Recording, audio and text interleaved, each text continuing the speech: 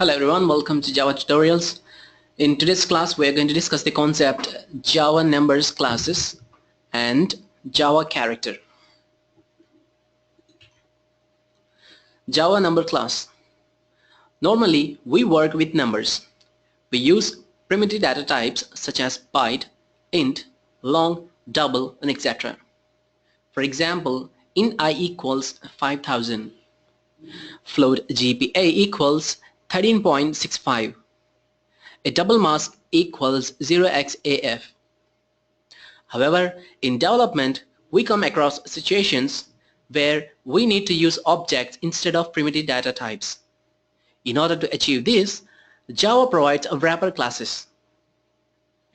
All wrapper classes, integer, long, byte, double, float, short, are subclasses of the abstract class number.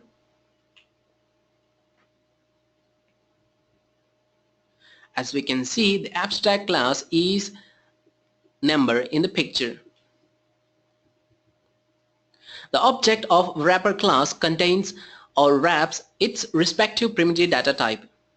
Converting primitive data types into object is called boxing, and this is taken care by the compiler. Therefore, while using a wrapper class, you need to pass the value of the primitive data type to the constructor of the wrapper class, and the wrapper object will be converted back to a primitive data type, and this process is called unboxing. The number class is part of java.lang package. Following is an example of boxing and unboxing. For example, public class test. Integer x equal to 5 boxes int to an integer object. X equals x plus 10 unboxes the integer to an int. Let's execute this simple example.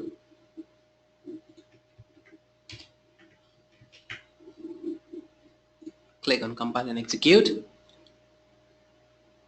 And the answer is 15. That's 5 plus 10.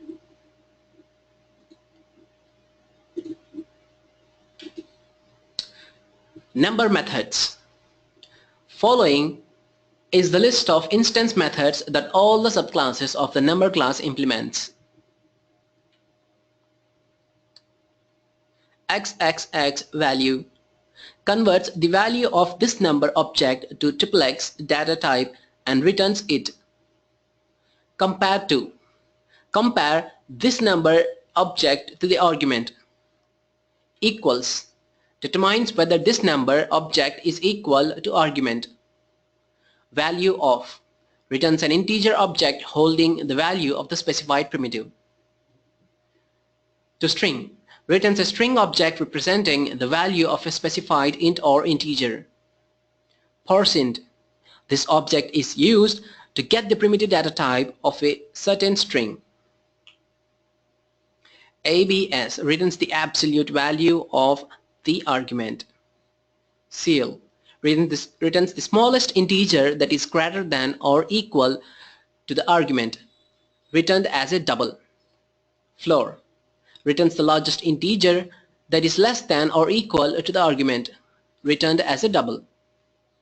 RInt returns the integer that is closest in value to the argument, returned as a double. Round returns the closest long int as indicated by the method's return type to the argument. Min returns the smaller of the two arguments. MX returns the larger of the two arguments.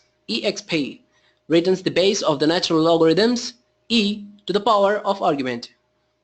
Log returns the natural logarithm of the argument.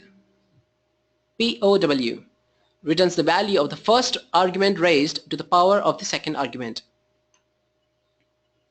SQRT returns the square root of the argument. Sin returns the sign of the specified double value. A cos returns the cosine of the specified double value. Tan returns the tangent of the specified double value. Asine returns the arsine of the specified double value. Acos returns the arc cosine of the specified double value. So is for the a tan 2 converts the rectangular coordinates xy to polar coordinate r theta and returns theta. 2 degrees converts the argument 2 degrees. 2 radians converts the argument to radians. Random returns a random number. That's all about Java numbers class.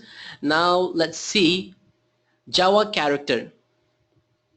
Normally we work with characters. We use primitive data types char. However, in development, we come across situations where we need to use objects instead of primitive data types. In order to achieve this, Java provides wrapper class character for primitive data type char. The character class offers a number of useful class, that is static, methods for manipulating characters. You can create a character object with the character constructor. For example, character ch equals new character a. The Java compiler will also create a character object for you under some circumstances. For example, if you pass a primitive character into a method that expects an object, the compiler automatically converts the character to a character for you. This feature is called auto-boxing or unboxing. If the conversion goes the other way, for example, let's execute a small example with characters.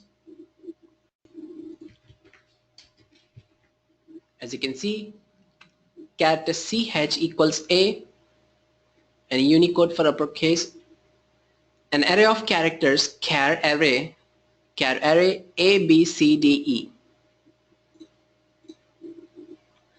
Escape sequences. A character preceded by a backslash is an escape sequence and has a special meaning to the compiler. The new line character \n has been used frequently in this tutorial in system.out.println statements to advance to the next line after the string is printed. Following table shows the Java escape sequences. \t inserts a tab in the text at this point. /b inserts a backspace in the text at this point. \n inserts a new line in the text at this point. \r inserts a carriage return in the text at this point. \f inserts a form feed in the text at this point.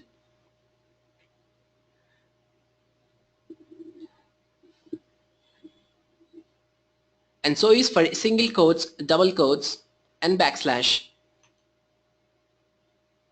Example. For example, if you want to put quotes within quotes, you must use the escape sequence \quote on the interior quotes. Let us copy this example and execute. Click on compile and execute. And we see C shed hello to me. Let's remove the quote, the backslash. Try execute. Unable to execute program could not compile. Let's try to put that again.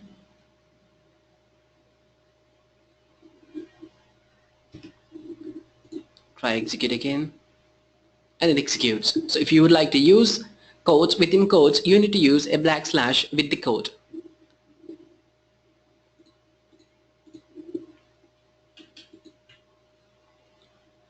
Character methods. Following is the list of important instances methods that all the subclasses of the character class implements. Methods and its descriptions. isLetter determines whether specified char value has a letter. isDigit determines whether the specified char value is a digit. isWhitespace determines whether the specified char value is whitespace. isUppercase determines whether the specified char value is uppercase. isLowercase determines whether the specified char value is lowercase. To uppercase returns the uppercase form of the specified char value. To lowercase returns the lowercase form of the specified char value. The string returns a string object representing the specified character value that is a one-character string. Well, that's it for today's tutorial. We hope you enjoyed our tutorial. We'll get back with more tutorials in Java. Until then, have a great day. Thank you.